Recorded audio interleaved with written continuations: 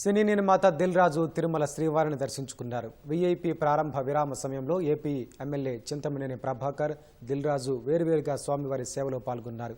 TTD అధికారుల సమక్షంలో స్వామివారిని దర్శించుకుని మొక్కులు చెల్లించారు. అనంతరం అధికారులు తీర్థ ప్రసాదాలు అందజేశారు.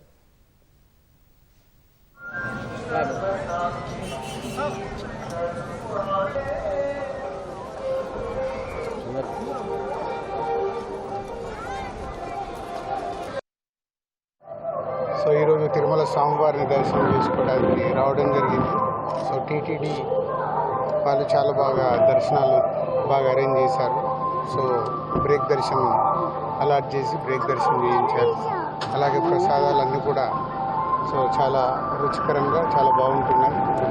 సో టీటీడీ వారికి, బోర్డు మెంబర్స్ కానీ, ఈఓ, జేఈఓ గారికి అందరికీ ధన్యవాదాలు.